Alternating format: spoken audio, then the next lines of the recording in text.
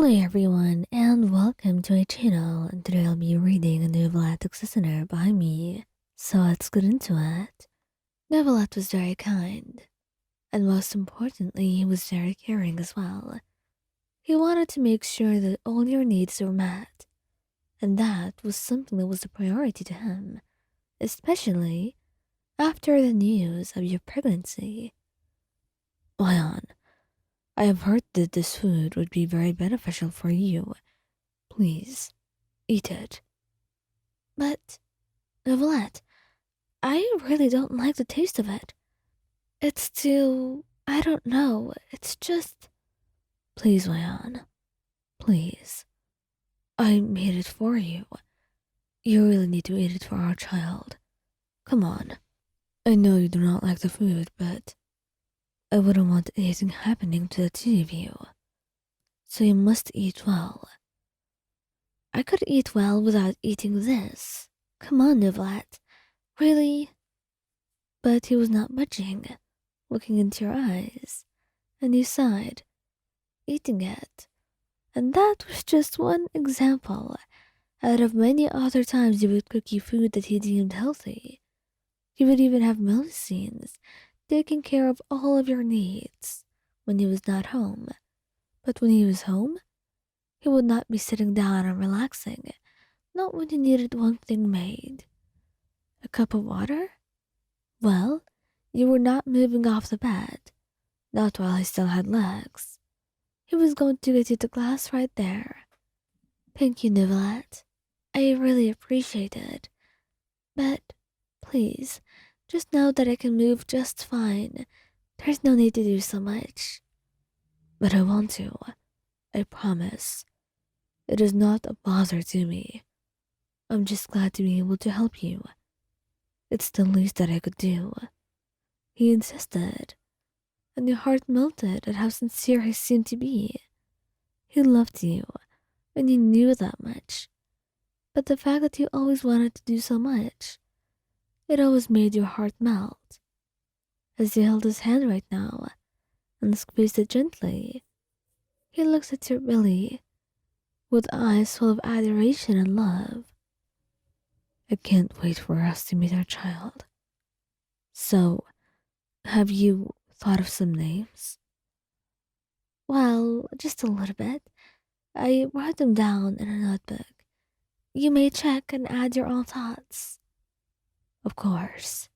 I thought of many as well, but I'm sure I will like your own. In the end, though, I want you to make the final call, he said, and you smiled, kissing his cheek.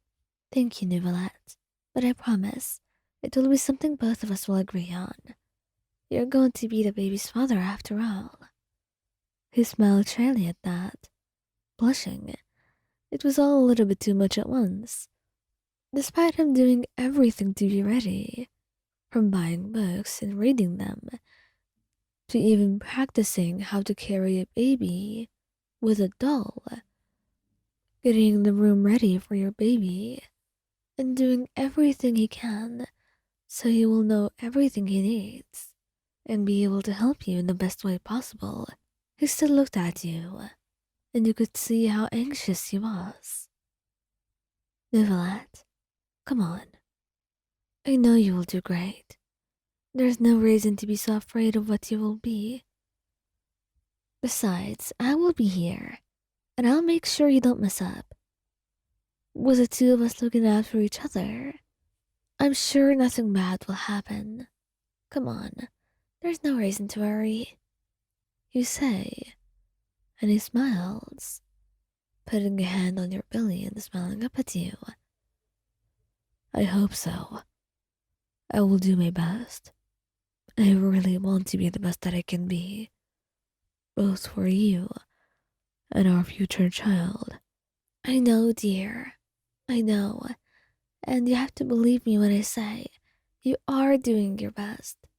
You're already doing so much, and it means the world to me. I mean it when I say you've been doing so much for me right now. It's exactly what I need. You say, and a smile widens. and he leans his head on your stomach, trying to feel for the baby. He's smiling shyly, and you laugh. Oh, look at you. You look so perfect like this. How come you're even doubting yourself as a father? You look so ready for it already. Well, I wouldn't say that. Well, I would. You look perfect for the role. He smiles in spite of himself, despite his own nervousness. Your words reassuring, and the two of you cuddled, enough that you actually feel tired by the end of it, and eventually fall asleep, while he just ran his hands through your hair, stroking it gently. And once he was sure you were asleep, he just sighed and leaned his head down against your belly, smiling softly as he talked to your baby. Please, don't tire out your mother. She's already done enough for both of us. And be patient with me. I really am trying my best, he says, although he feels a little bit bad. He shouldn't be dumping all of those thoughts on the baby. But as much as he hears, the baby hears him. As much as he hears, the baby doesn't. Now he truly does not know which one it is. But whichever way things were, there was always a positive to consider. And right now, the positive was that he was having a child with you, regardless of whatever else. And soon, he too began to feel sleepy.